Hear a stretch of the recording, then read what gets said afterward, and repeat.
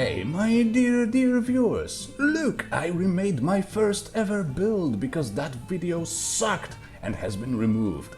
Today I want to show it to you again with some improvements, with brand new footage and some new character building ideas. In a nutshell, this is the ultimate Artificer build, at least it's as good as I can make it. It plays very differently to most builds thanks to a house rule of not investing any perk points ever into weapon and armor skills, nor any magic school. Well, I actually broke that one rule a little bit, but it was done for the sake of coolness, so it's fine, I guess. But basically, the only skills I allowed myself to spec in were the 3 crafting skills and speech. I was also not allowed to use any spells unless in a form of scrolls or staffs, nor use any shouts. This character just sucks at combat and magic. So all the power comes from gear and he will make tons of it all the time. That's why, if you'd like to hack and slash haphazardly from level 1, this build might not be for you. If you hate browsing through menus and equipment, well, it's not for you either. You will, however, eventually become so strong and overwhelming that playing the game on Legendary will become pretty much your only option. And the video is recorded on Master though, alright? So that the combat doesn't drag. But that power comes late in the game. For the first half of the playthrough, you will be all about preparation, caution and cowering behind your followers.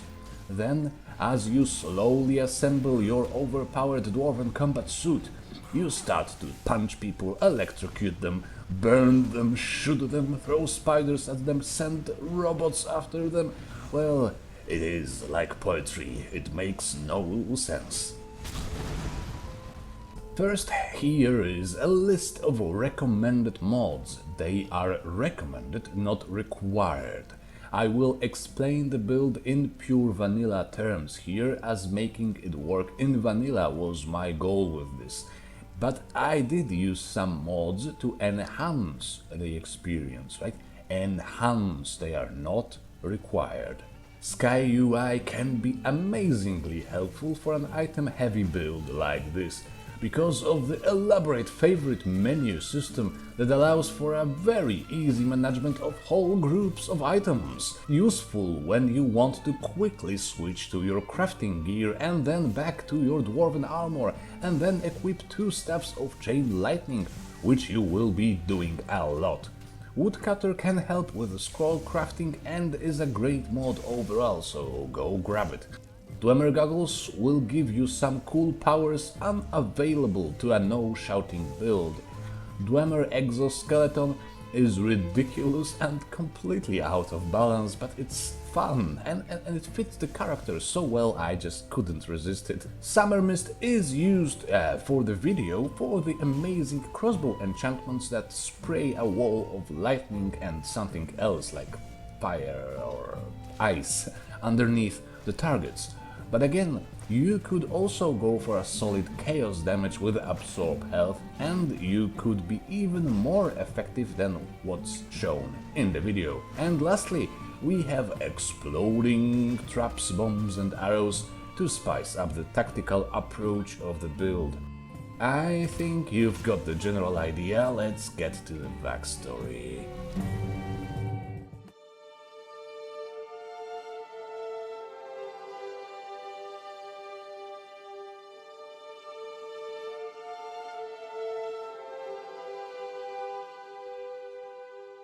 In your childhood you weren't very social, you never enjoyed playing and pretend combat. Your father, a Colovian noble, upholding a legion-centered military tradition, wanted you to follow his footsteps, which you always knew you could not do.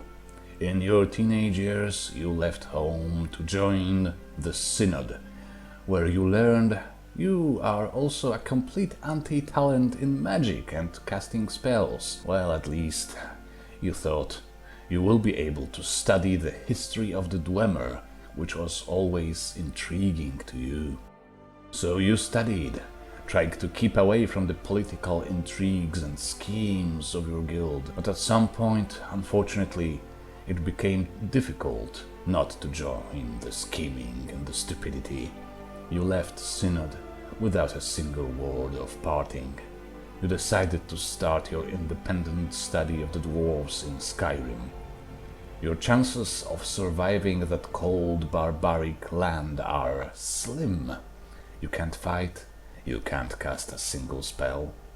But there's one thing you know. You know how to make amazing, remarkable contraptions. In the end, with this talent, you will become a hero, an unthinkable and unexpected one.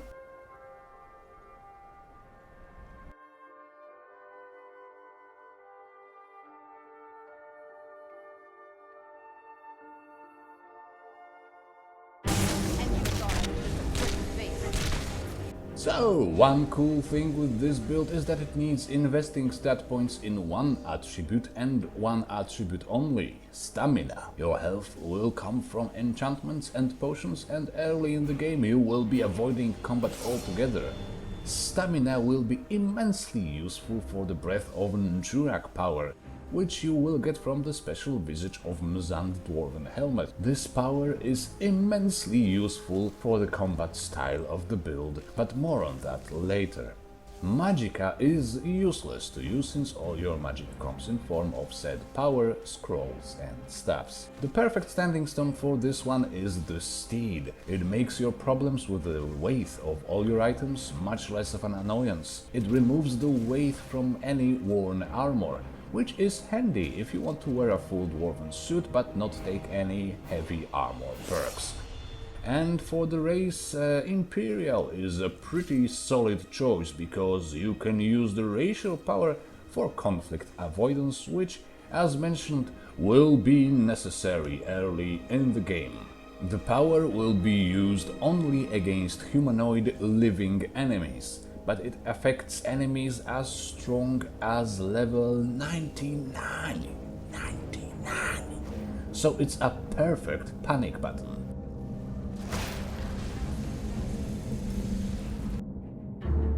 As for the skills, you should focus on enchanting and alchemy as soon as you leave Helgen or any other alternative start. Just remember to not overextend yourself before you reach level 30. By that I mean, if you reach level 30 without having the extra effect perk, level scaling will kill you.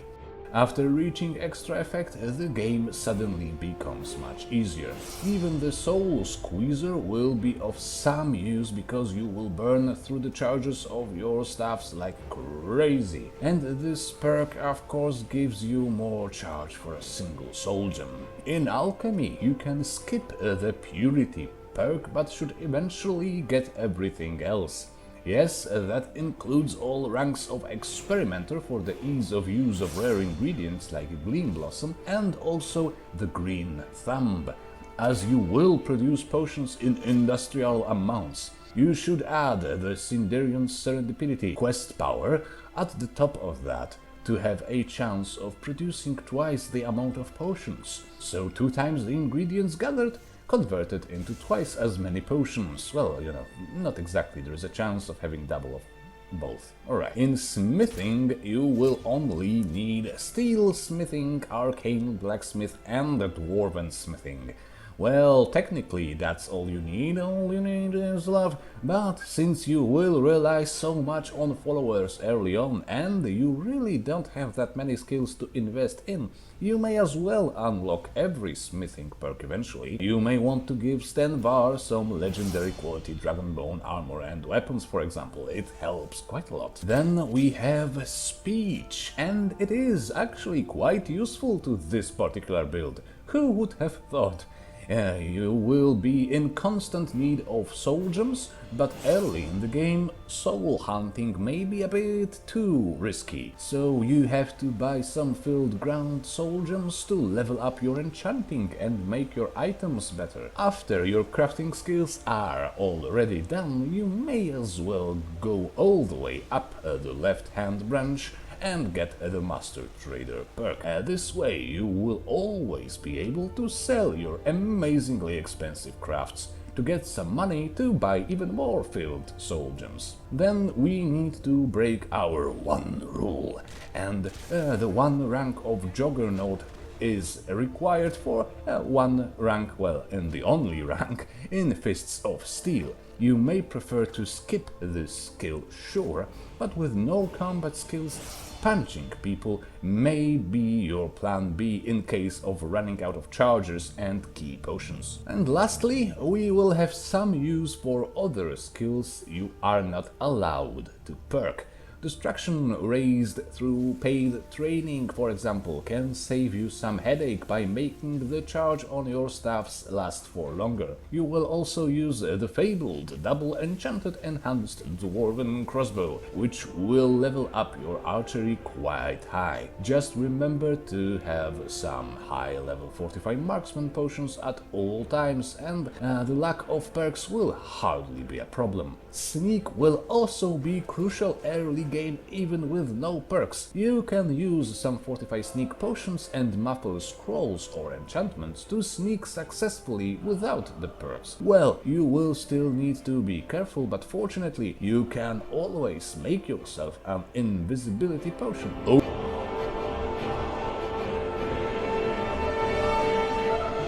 Okay, and now for the items. Items are used in such a cool way in this build, especially the Visage of Mzand. This is a hallmark of the entire playstyle and one of the most underappreciated items in the entire game, in my opinion. First, its base AR is comparable to that of an ebony helmet, but it can be fully improved with just the dwarven smithing. Then, the power of Breath of Nchurak is affected by fortified destruction potions. Yes, it is! And the best fortified destruction potion you can make is in the ballpark of plus 190%. 190! And you will have ungodly amounts of stamina, which this power is paid for with. And you can use this power while bashing, jumping, sprinting, punching and using your staffs. Get the spell breaker in your left hand, legendary quality of course. Hold a high power destruction staff in your right hand, drink a fortified destruction potion, attack with your staff, keep smashing the shout button for the breath of steam, and yeah, well, your lack of perks in combat skills doesn't look that scary now, does it? Sooner or later you should get the enhanced dwarven crossbow double enchanted, and remember to poison it with, well, pretty much whatever you feel like using. Of course, paralysis with lingering damage health seems to solve most problems. Depending on your enchantments, a simple weakness to magic and or weakness to poison can also be a very effective choice. Early on though, focus on obtaining as many staffs as possible. Go to Solstheim and help Master Neloth with whatever he wants. You will be there early anyway, because you need that Visage of Mzand. And once you are there in Tel Mithryn, you should make yourself some staffs. 2 basic staffs of flames will be remarkably helpful with fortified destruction potions, especially early game. That's because the afterburn effect of the flames spell stacks with itself. So if you repeatedly smash the attack buttons instead of holding them, you will build up some considerable damage over time. Many other staffs will also be great for this character, like staffs of chain lightning, which you should also have a pair of, and increase its damage with potions, of course. It deals decent damage and is a remarkable crowd control tool. But the most important of all staffs is of course the ethereal staff. Do I really need to tell you why?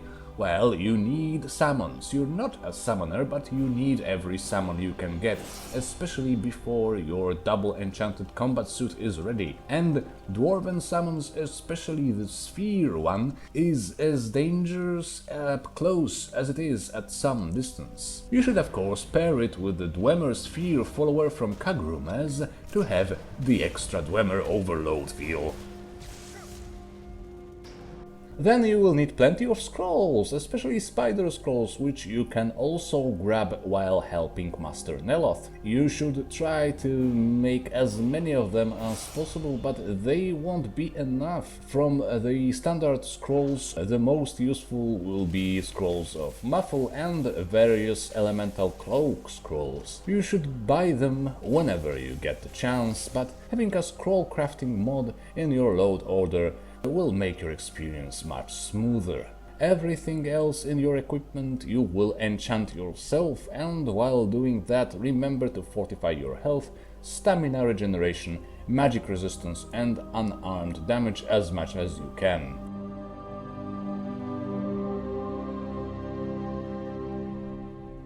Not being able to cast standard spells doesn't mean you can't take some help from a Daedric prince, especially the one in charge of secrets and knowledge. A few black book powers will add some finishing touches to your playstyle. Companion's insight can help with the awful mess of fire and steam that always happens in front of you. Seeker of sorcery will add an extra edge to your combat suit, and Secret Servant will serve as walking storage space for all the Dwemer junk you might wanna accumulate, like spare staffs and an alternative combat suit, or a stealth suit. Sky is the limit, with all the crafting skills maxed out.